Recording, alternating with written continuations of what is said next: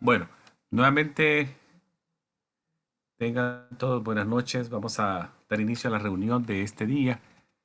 Ahora vamos a revisar lo que es sangre y lo que es la flebotomía. Es un área del examen del ANCA que lo preguntan bastante y vamos a tratar de tocar los temas que son como puntos de honor en ese examen que siempre los preguntan.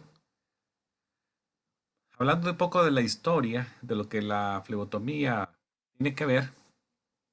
Si ustedes ven que la filotomía es antigua, es algo que ya viene siglos de estarse haciendo, ya ahí se menciona del tiempo de los griegos, ahí está Hipócrates, que ya en esa época ya se creía que el exceso de fluidos en el cuerpo era causa de malestares en el cuerpo, de enfermedades.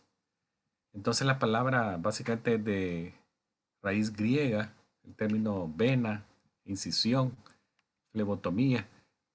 Entonces, la sacada de sangre también se convirtió en una práctica muy común en otras épocas posteriores a los griegos. Tenemos ahí en la época medieval, por ejemplo, ya también hacían sacada de sangre. Ahí empezó los sacerdotes, eran los que hacían estas prácticas, pero posteriormente, más o menos en el siglo XII, un papa ya le quitó el involucramiento de los sacerdotes y pasaron a los barberos, imagínense.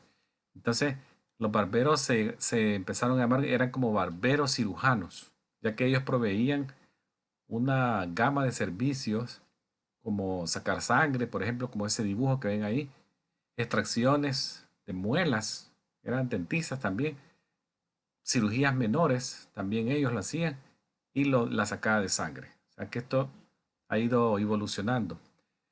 Posteriormente, en las épocas ya más modernas, cerca a nosotros, ya estamos hablando del siglo XIX, 1800 por ahí, finales del 18, 19, les puse esa fotografía ahí de George Washington, que es en su lecho de muerte, diciembre de 1799.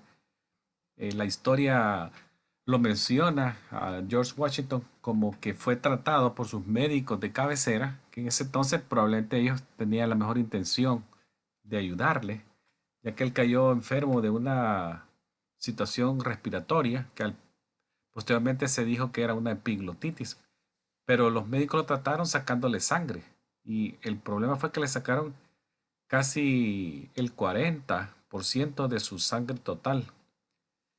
Pero no solo eso, sino que dice también, si uno se va un poquito a leer la historia, que además de eso le hicieron enemas y otros muchos menjurjes ahí que de la época, y él falleció un par de días después.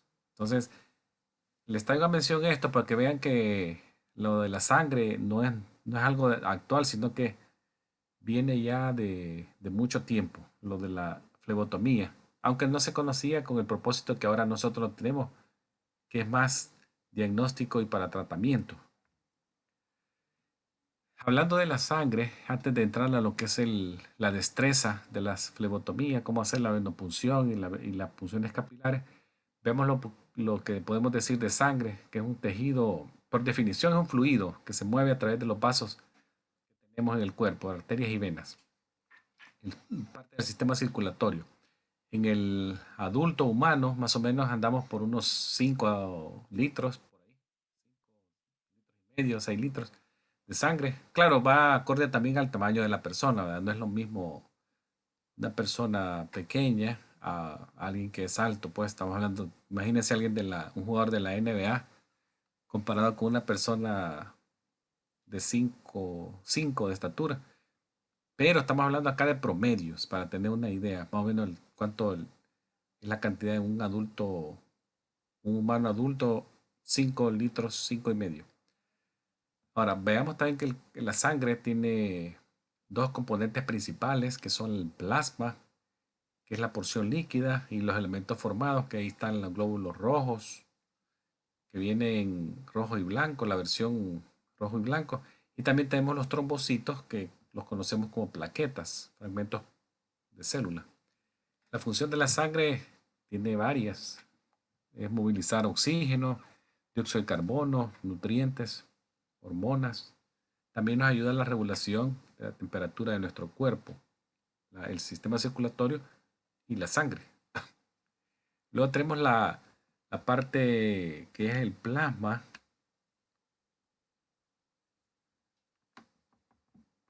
El plasma, que es la porción líquida de la sangre anticoagulada, ¿verdad? Entonces sabemos que las células sanguíneas están rodeadas de plasma.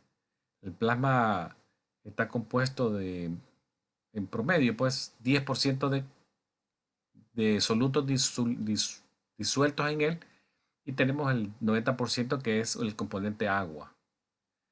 Si lo observáramos sería de un color transparente, claro, color pálido, amarilloso, contiene fibrinógeno y entre otras cosas también contiene algunas proteínas, albúminas, factores de coagulación, electrolitos, gases y desechos que están inmersos en este líquido plasma. Luego tenemos el suero, que es otra parte que ya lo vamos a ver. Vamos a ver, por acá lo tenemos, ya vamos a llegar ahí. El suero es uno de los favoritos en especímenes para hacer las pruebas de sangre. Voy a seguir el orden que tengo en la diapositiva y ya voy a regresar a lo que es el suero. Bueno, la sangre en promedio tiene una vida de 120 días, que sería el equivalente a decir 4 meses. Y sabemos que necesita un estímulo, que es una hormona producida por el riñón, la eritropoyetina. La eritropoyetina se produce cuando hay una caída en la concentración de oxígeno en la sangre. Entonces, la eritropoyetina se produce en más cantidad cuando eso sucede. Y ese proceso de producir más células se conoce con el nombre de hematopoiesis, que es básicamente es la formación de células de sangre y todos los componentes ahí incluidos. Esto ocurre desde el desarrollo embrionario que tenemos y nos acompaña a lo largo de nuestra vida. Entonces, también hay que recordar que las células de la sangre no son por obligación 120 días. Si ellas se dañan antes de la edad de 120 días, son sacadas de circulación por el hígado o por el vaso y nuevas células rojas las reemplazan, ya que estas son producidas por la médula ósea de nuestros huesos, ¿verdad? Eso es así. Ahora, veamos acá un poquito lo de suero que me salté un poquito acá. Entonces, el suero, dijimos que cuando al espécimen se le permite que forme un coágulo, como acá lo ven en este dibujo, hay un coágulo aquí abajo. Entonces ahí tenemos suero. Las células de la sangre se agrupan con una sustancia fibrinosa y forman como un empacado, un grupo de células, entonces el coágulo. Este suero tiene la misma composición química como el plasma, excepto que no contiene fibrinógeno. Entonces, el suero puede ser separado del coágulo. Como lo ven acá en este dibujo, se ha separado una parte amarilla, que es el suero, pero hay que hacerlo con una centrífuga. Hay que forzar pues la separación, caso contrario no sucede. Hay que forzar la separación a través de la centrífuga. Entonces obtenemos ya lo que es la muestra del suero, ¿verdad? Acá en este dibujito que tienen ahí estamos viendo las dos cosas, ya para hacer el resumen antes de pasar a otra área. ¿Va? El plasma, dijimos que es la porción líquida, contiene proteínas, los desechos, electrolitos, todo eso. Y es lo que permanece cuando la coagulación se previno con el uso de algo, que podría ser un aditivo, un anticoagulante. Y el suero, por el lado derecho, que lo acabamos de mencionar, en el líquido que permanece después que se forma un coágulo, como lo vemos aquí al fondo. Entonces, muchos laboratorios, muestras del laboratorio, exámenes, se realizan en muestras de suero. Entonces uno permite que se forme un coágulo y ahí saca el suero. La sangre completa, como la ven en esta fotografía a mano derecha de su pantalla, vamos a ver que es la sangre que se saca directamente del cuerpo de una persona. Entonces, tal como se sacó del cuerpo, ninguno de los componentes, como pueden ser el plasma, las plaquetas, han sido removidos. Se utiliza para transfundir a otras personas. Se saca del cuerpo, se puede, si no se usa de forma inmediata, se puede almacenar, se guarda en contenedores especiales, refrigeradores, y se utiliza cuando la demanda así lo requiera. Lamentablemente, actualmente la demanda es tan grande que las bolsas de sangre no duran mucho en almacenamiento. Es más, hay necesidad. Siempre se está eh, diciendo que donantes, donantes, vengan, vengan, porque siempre hay una demanda excesiva. La necesidad sobrepasa a, las, a la donación. Entonces siempre hay necesidad de sangre.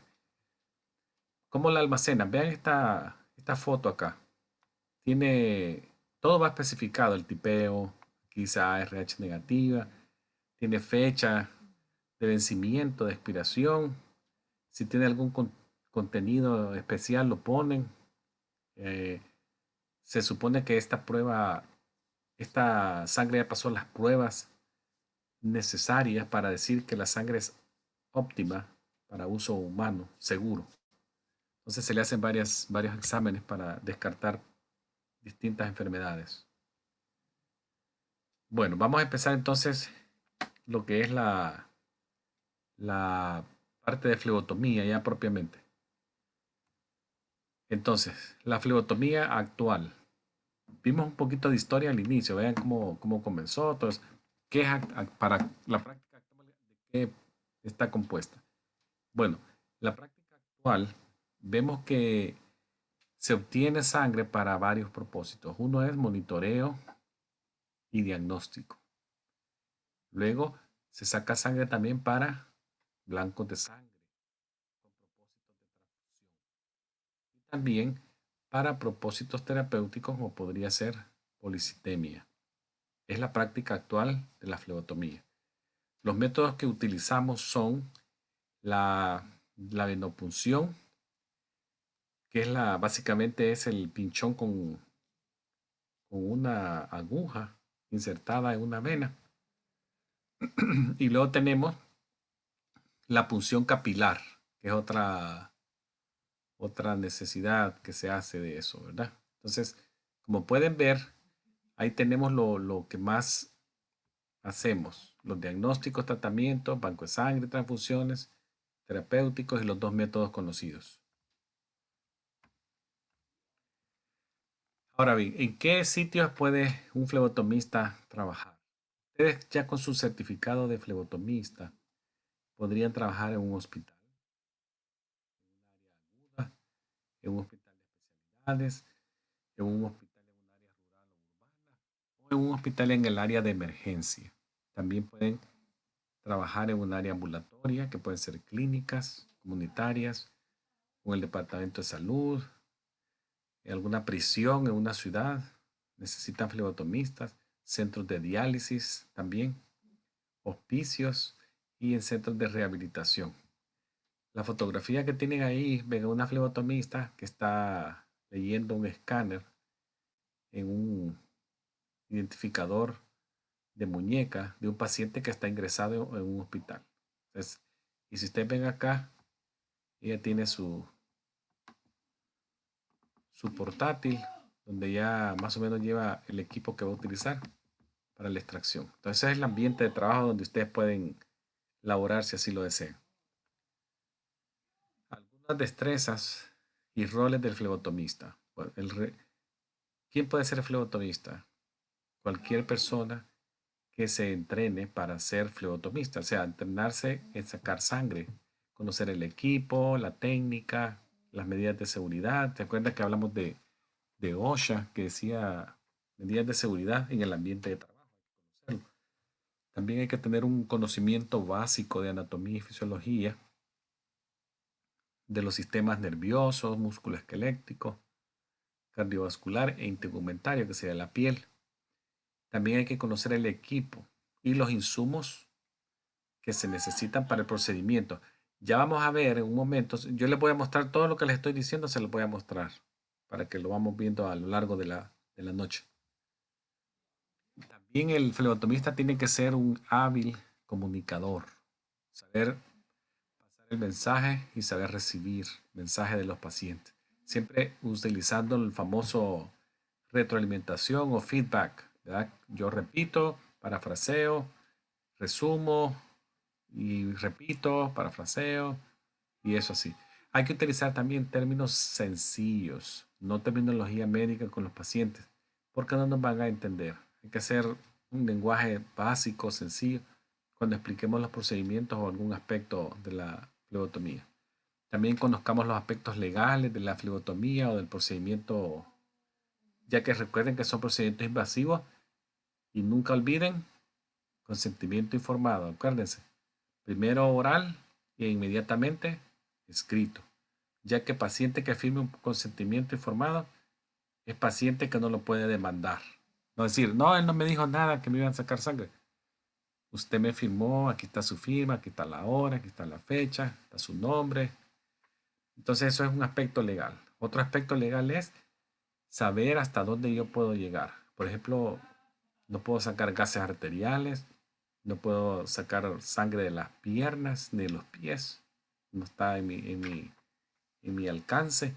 No puedo tampoco administrar medicamentos en endovenosos activos puestos. No puedo retirar endovenosos. No puedo colocar endovenosos. Entonces, hay algunas cositas que no puedo hacer. Ahora, las credenciales que necesito. Bueno, el certificado que ustedes van a obtener a través de la ANCA es válido, como le dije, en todo Estados Unidos, como técnico de flebotomía.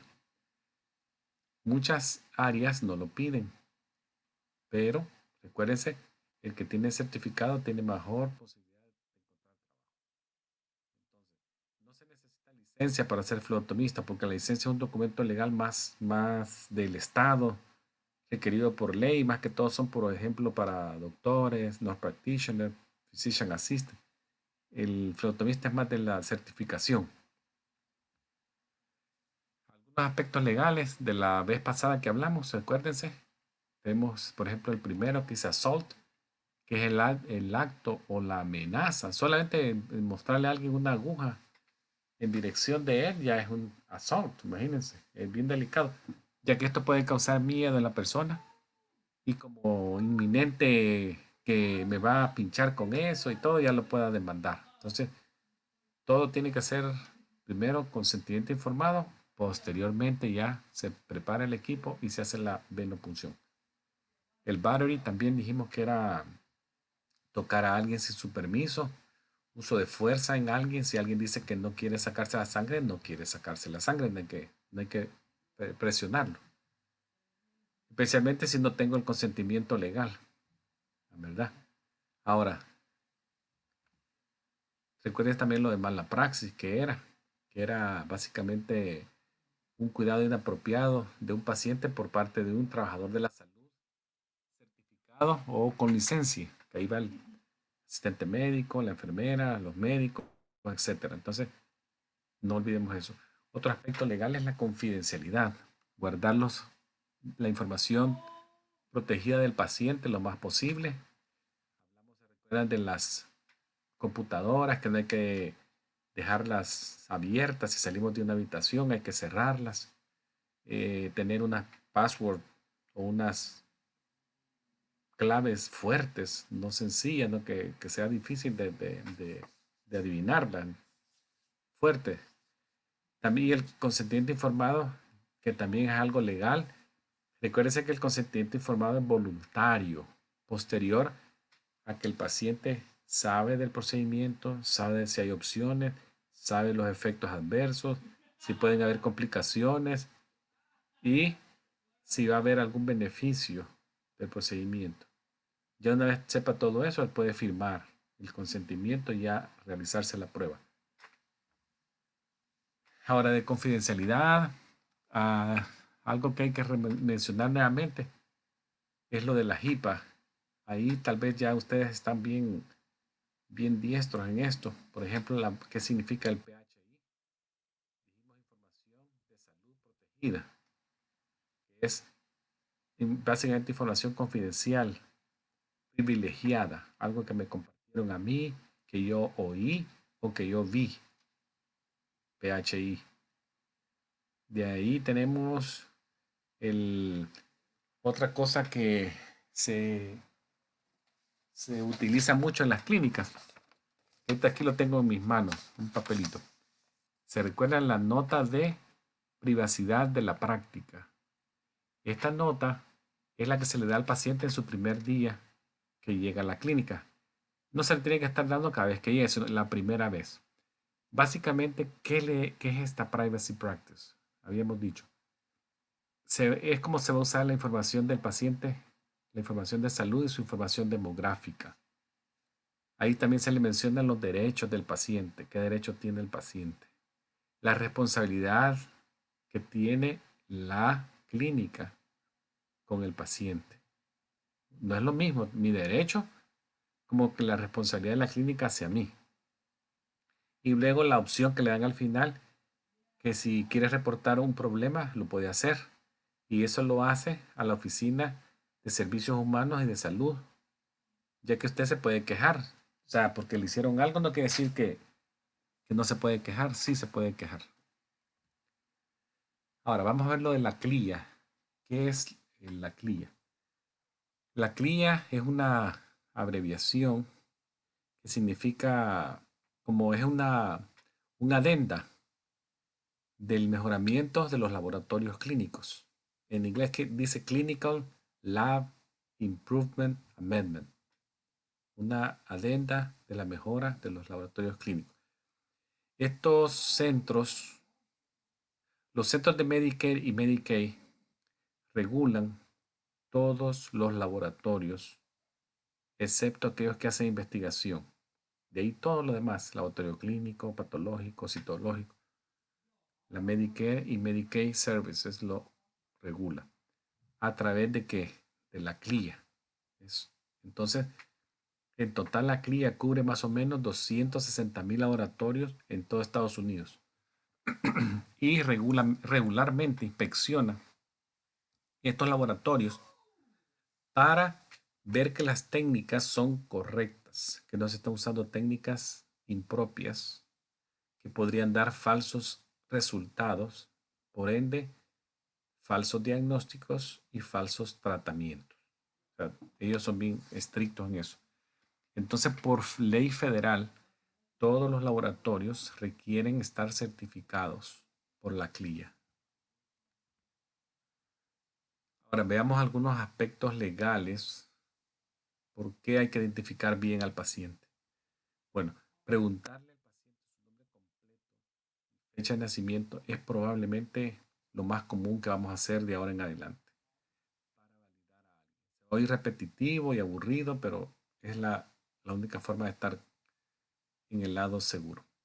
¿Cómo se llama usted? Nombre completo, cuándo nació, es lo que más común van a preguntar de aquí en adelante, ya que es un mandato del board que hay que hacerlo. Recordemos también que la flebotomía es un procedimiento invasivo que debe estar debidamente autorizado por el consent que le dijimos, el consentimiento informado. Hay que verificar eso del nombre y apellido y la fecha de nacimiento antes y después. Verifiquemos antes la identificación del paciente antes de hacerle cualquier cosa. Antes de poner una etiqueta en una muestra, hay que estar seguro que la etiqueta es del señor que está frente a mí o la señora, a través de las dos identificaciones. Y después del procedimiento, se vuelve a revisar que el nombre que se puso en esa etiqueta es del paciente, ya que esa es la única manera que se puede proteger al paciente y a la clínica.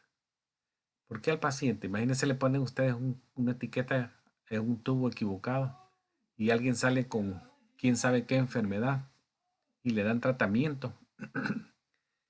Imagínense, sería una situación bien difícil, ¿verdad? Que alguien, imagínense, le han mandado un examen para detectar anticuerpos de tuberculosis y le sale a alguien positivo, un IgG, no tiene síntomas y sospechan una tuberculosis latente, le toman un rayos X, sale negativo. Entonces lo más probable es que puede ser una tuberculosis latente, ¿no? El siguiente paso probablemente sea hacerle un PPD, pero imagínense toda esa, y tal vez no era de él, la sangre era de otro. Entonces, por eso les digo que hay que ser extra cuidadoso en las cosas que vamos a hacer de aquí en adelante. Ahora, cómo vamos a manejar los especímenes y cómo los vamos a transportar. Bueno, hay que asegurar la integridad de la muestra. Hay que saber el transporte, cómo se va a transportar del laboratorio periférico al laboratorio central, de la clínica al laboratorio. Hay que saber también que los atrasos en tiempo tienen resultados a veces que no son valores óptimos. Cómo vamos a tener la temperatura para guardar la muestra mientras se la llevan, que no hay que agitar la muestra, no hay que exponerla a la luz, los métodos de centrifugado. Hay transportes que necesitan irse fríos, otros necesitan irse calientes, tibios. Cómo se van a manejar los especímenes de microbiología. Hay varias cosas. ¿Qué otros especímenes podemos tener en la clínica que tomar? Por ejemplo, muestras de orina al azar, que son aquellas que no necesitan ninguna medida especial para hacerla, cualquier hora del día. La muestra medio chorro, que es una muestra limpia. Las muestras de embarazo, que se hacen en los primeros 10 días de concepción, buscando la hormona gonadotropina coriónica. Estos son algunos que podemos hacer también en la clínica. Orina. La orina de 24 horas, se va a coleccionar la muestra. Hay que saberle explicar al paciente cómo la va a coleccionar, dónde dejarla. Ese garrafón no pueden darlo uno para arriba y para abajo como que fuera una, un backpack. ¿Verdad? Si la gente tiene que planificar acorde ese día, no tiene que salir mucho, porque no pueden dar con el garrafón para todos lados. De ahí tenemos, por ejemplo, otros tipos de especímenes que se analizan, pruebas de esputo también, que puede ser otro examen del laboratorio, que no confundamos que saliva no es lo mismo que esputo. Casi siempre el esputo se deja para alguna patología de los pulmones, bronquios, en busca de sangre, microbios o células, la citología del esputo. Luego tenemos muestras de heces también que se pueden hacer en el laboratorio o en la clínica. Tal vez no hacerlo ahí, pero obtenerlas, las muestras y mandarlas. Entonces, estas muestras también se coleccionan para identificar algún tipo de duda diagnóstica, ¿verdad? Por verificarla. Luego tenemos los cultivos y sensibilidad, que se hace también para determinar qué organismo crece y a qué es ese organismo sensible, a qué antibióticos. Entonces, el proceso comienza desde que se toma la muestra del espécimen directamente, se cultiva en el lagar o en el medio de cultivo y ya cuando se obtiene la respuesta se le da al doctor. También tenemos cultivos de garganta que también nos ayuda para detectar enfermedades y así determinar el tratamiento adecuado. El médico determina el tratamiento adecuado. Cultivo de heridas también, que se usan estos como hisopos para cultivar, identificar patógenos.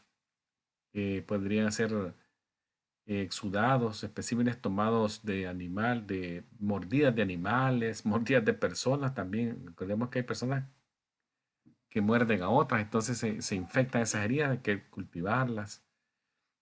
Úlceras, ya sean varicosas, traumáticas o por presión, pacientes parapléjicos que hacen úlceras por presión, úlceras diabéticas o úlceras traumáticas, heridas normales también se pueden infectar y hay que con estos hisopos tomar las muestras y mandarlos en el transporte, en el contenedor de transporte adecuado para ser procesadas. Otras muestras especiales son las muestras postprandiales, 2 horas postprandiales, buscando anomalías de carbohidratos. Test de tolerancia a la glucosa también se pueden procesar en clínicas y mandarse a los laboratorios que trabajan con ellos. Tiempos de sangrado, gases arteriales se pueden hacer, no lo van a hacer el asistente médico, sino que probablemente el doctor o el physician assistant o el nurse practitioner. Luego vamos a ver que algunos especímenes utilizan aditivos. ¿Y por qué utilizan aditivos? Bueno, básicamente los aditivos son usados en los tubos para mantener los niveles de químicos en la sangre una vez que son removidos del cuerpo. Entonces, el resultado que se obtiene de esas muestras de sangre deben de ser lo más cercano al nivel del químico cuando estaba en el cuerpo de esa persona. Por ejemplo, si estamos buscando glucosa, que sea lo más cerca, lo más fidedigno. Y así todo, los electrolitos, todo, todo, todo. Entonces, algunos, si no casi todos, llevan un tipo de aditivo. Vamos a ver cuáles son. Tenemos, por ejemplo, este ETA y sodio citrate. Son algunos aditivos que se pueden utilizar.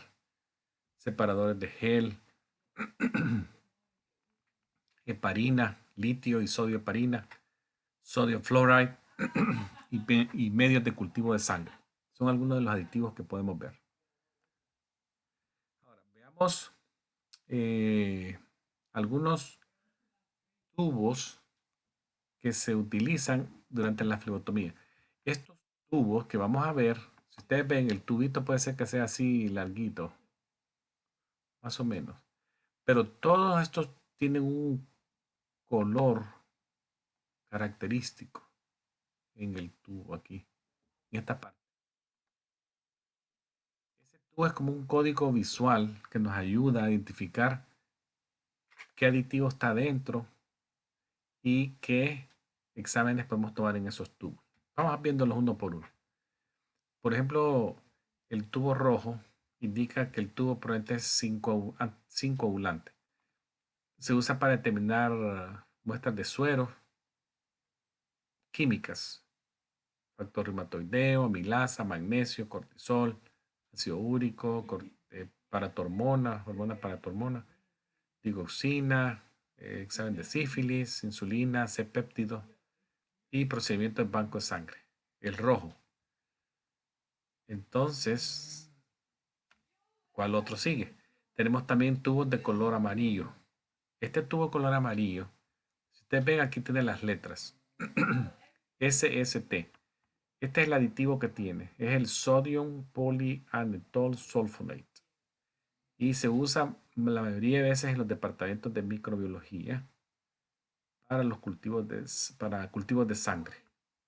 El color amarillo, gold, el yellow top tube. Hay uno más amarillito que ya ellos le dicen gold, o sea, el tono se parece pero no es igual, un poquito más intenso el color. Este color oro, gold, tiene un separador, un tubo separador de suero y tiene una gel adentro, la Tixotropic, un activador de coágulo. Se utiliza para química, exámenes endocrinológicos, serológicos, que incluyen la hepatitis, el HIV. Ven ahí, llevamos 2, 3 llevamos. Luego tenemos el celeste, que el aditivo acá se lee, sodium citrate al 3.2%. Se utiliza para pruebas de coagulación. Ahí tenemos INR, el PT, PTT, fibrinógeno, tiempo de trombina, de coagulación de trombina y el dímero D. Este es básicamente un tubo que se utiliza para pruebas de coagulación.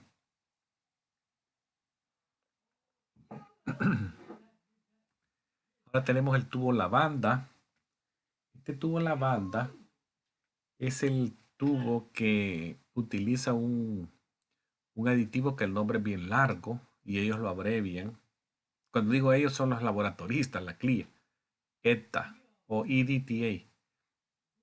Este aditivo es característico de este tubo lavanda y también lo tiene el rosado. El lavanda, o morado, ¿verdad? Se ve morado. Se utiliza para pruebas hematológicas, plaquetas, cuenta completa de sangre, reticulocitos, hematócrito hemoglobina, eritrosedimentación, direct cum, todo eso es morado o lavanda. El rosado también utiliza el mismo aditivo, el ETA, y lo utilizan para otra cosa. Se utiliza para pruebas de hematología también, tipeo y RH, el muestreo de anticuerpos, pruebas cruzadas, trabajo o muestreo de ROGAM. Se utiliza en este de color rosado. Ahora tenemos los dos verdes, colores verdes.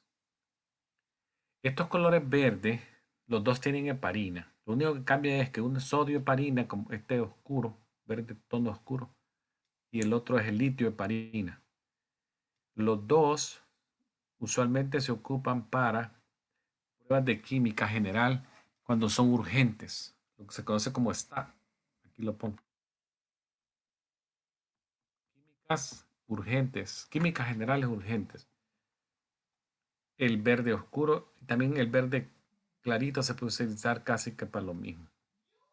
Entonces, tenemos amonia, reactor reumatoideo, lipid panel, el panel hepático, el marcadores cardíacos, van en este verde también, que son, algunas son STAT, son urgentes, urgen, se tienen que hacer en este. Ahora tenemos el gris. Este es el que se utiliza para, más que todo, para test que van a evaluar la glucosa. Tiene dos aditivos. Acá se lee, si le ponen atención acá, van a ver que se lee los aditivos ahí. Dice sodio fluoride y potasio oxalato. El sodio fluoride es el preservante de la glucosa. Es un antiglicolítico. Y el potasio oxalato, que es el otro, es el que es un anticoagulante. Este se ocupa, dijimos, para glucosa en ayunas, pruebas de tolerancia a la glucosa, mediciones de ácido láctico, el gris. Luego tenemos este color camuflajeado, el rojo gris. Es un tapón muy característico y si ustedes ven, acá también tiene las mismas letras que tenía el color amarillo, SST. ¿Qué es eso? Bueno, el SST es conocido como un tubo separador de suero y tiene un gel tixotropic. Este se utiliza comúnmente para químicas y pruebas inmunológicas. El CMP, Comprehensive Metabolic Panel, va acá, que son bastantes exámenes. En la otra clase se los voy a dar todo en una lista. Y también tenemos el metabólico, el panel metabólico básico. En este que le dicen camuflajeado o atigrado, le dicen por las manchas. Luego tenemos el de color, el azul oscuro, o también conocido como azul real. Es uno que también tiene el aditivo ETA. Imagínense, ahora ya tenemos tres de ETA. Tenemos el morado, el rosado y el azul oscuro. Tienen el mismo aditivo, el ETA. Este es el tubo que nos manda la CLIA a usar cuando se van a buscar elementos trazos. Metales, por ejemplo, el plomo se hace acá, la medición del plomo. Cuando se va a monitorizar drogas de tipo terapéuticas, que queremos medir una droga, el nivel sérico de una droga terapéutica o el nivel de una droga recreacional o toxicológica. Ahí puede ir el alcohol, la marihuana, todo eso.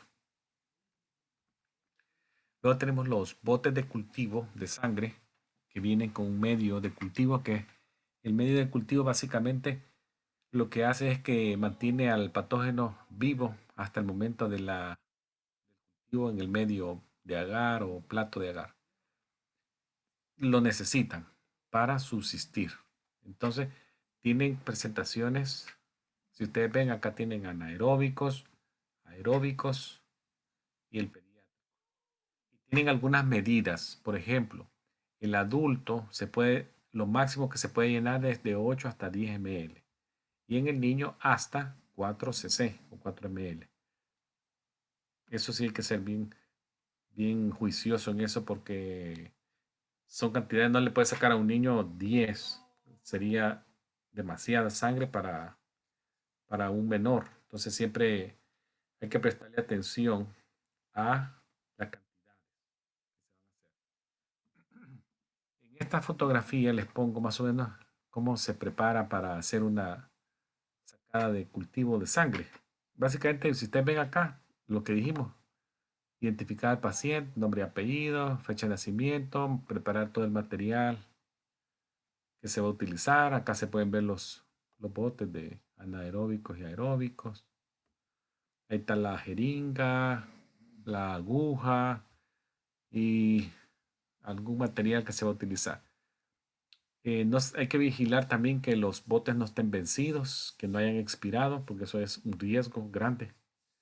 Luego también hay que identificar las marcas que dije, por ejemplo en el adulto la marca de 8 cc, no pasarse de ahí, en los niños 4 cc, identificar esas marcas de llenado máximo, donde queremos llegar. Luego ya se hace el lavado de las manos, ¿verdad? Ya se remueve el taponcito plástico del cultivo, del bote de cultivo, se desinfecta el área plástica central. Luego se hace una buena técnica de asepsia en la persona. Acá.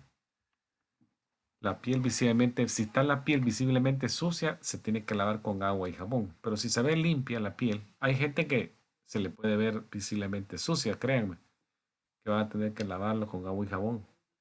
Pero la mayoría de personas probablemente no, solamente sea necesario utilizar los desinfectantes usuales que utilizamos, que son el clorexidina, el 70 de isopropil alcohol o tintura de yodo en aplicador con hisopo. Luego se ponen los guantes y ya se hace la selección. Previamente se ha colocado el torniquete y luego se hace la selección de la vena y ya se procede a hacer la venopunción en el sitio. Ahora veamos qué circunstancias nos pueden hacer que una muestra sea no muy exacta. Digamos, nos puede interferir en obtener una buena muestra. Acá se las pongo del 1 al como 6, creo que por ahí van. Veamos. Dice, utilizar un tubo que no era para esa prueba. Acuérdense que los colores tienen color no por tener color, sino que nos dice un mensaje visual. ¿Qué hay adentro y para qué sirve? Si yo agarro un tubo que no era para algo que, entonces ya es algo que me puede dar interferencia en el análisis. Sacar los tubos en el orden equivocado, ya se lo puede dar el orden. Sacudir el tubo con fuerza, no se puede. Solo es una inversión suave, ya lo vamos a ver en el video. Etiquetar el tubo de forma incorrecta. En el peor de los casos, al paciente incorrecto. La secuencia en el proceso muy prolongado. Equipo vencido. Utilicé equipo ya que expiró. ¿Qué puedo hacer yo para disminuir, minimizar? Por ejemplo, conocer los protocolos locales donde voy a estar, en la clínica o laboratorio. Conocer el orden en el que se deben de sacar los tubos, ya se lo voy a mostrar. Nunca sacudir el tubo con fuerza, como que fuera eso, esos bartender que ven cómo agarran los vasitos para... No se puede hacer esa sacudida. Es una inversión, ya lo vamos a ver, una inversión suave. Hay que hacerlo 5, 6, 7 veces, dependiendo de lo que sea el protocolo. Pero es suavecito. Y lo que queremos hacer es que el aditivo se, se mezcle completamente con la sangre y haga su efecto, ¿verdad? Si es un anticoagulante. Luego hay que verificar la etiqueta del paciente, que tenga los nombres correctos, los identificadores correctos, los protocolos de colección y procesamiento, revisar el inventario al principio de cada día y lo que esté vencido se saca inmediatamente, se saca, no hay que estarle dando dos pensamientos a eso, se saca rápido. Acá tenemos algunos de los equipos que van a ver ustedes. Vamos a irlo viendo así rapidito. Por ejemplo, el número 7 acá. Es un utensilio de, más usualmente son elásticos, no látex. Pueden venir desde media a 1 pulgada de ancho, 15 pulgadas de largo. Se usa uno por paciente. O sea, no hay que estar usando el mismo todo el día. No, uno usé en fulano, a la basura se va después. Uno por paciente. Torniquete.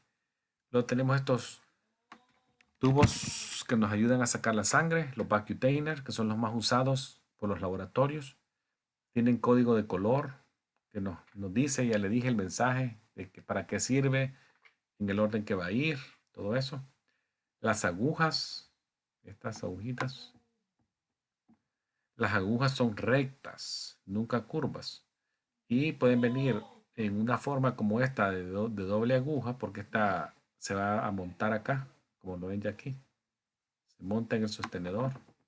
Y van a ver que queda una parte para afuera, así. Y tiene una porción que queda hacia adentro, que es la que va a pinchar este tubo. Ya cuando yo meto este tubo para acá, esta aguja lo va a penetrar y es la que va a sacar la sangre para acá. Entonces esa es la aguja de dos sitios. Luego tenemos las jeringas, que en algunos casos vamos a utilizar jeringas para circunstancias especiales. Por ejemplo, en los cultivos de sangre utilizan jeringas. Las agujas, algo que se me pasó acá. La aguja que más se ocupa para venusión, flebotomía es la número 21. Ahora, ¿qué otra cosa ven ahí? Veámoslo acá. Es alcohol. Acá, alcohol. El torniquete ya lo dijimos. Las etiquetas. Aquí todavía son dando esto, pero aquí se ven las etiquetas impresas. Ya una vez se haga saque muestra de sangre, se pone la etiqueta. El control de objetos filosos. Las agujas ya usadas. Las gasas. Acá, número 9. El tape, número 1. Acá no sé, tampoco pueden haber calores de mano o de dedos. Y ahí tienen ya casi que el equipo completito. En la punción ya lo dijimos casi todo. El tubo Ecuador, que es esto que están de colores. Hoja de 2 puntas, esta. El tubo donde se colecciona, que son estos. Pues ahí tienen ya todo el equipo listo. El de choque, digamos, para hacer que tienen que hacer. Las agujas les dije que eran rectas. Y tenemos que a mayor número, más fina. Por ejemplo, las 28, 30 se utilizan para este propósito. Están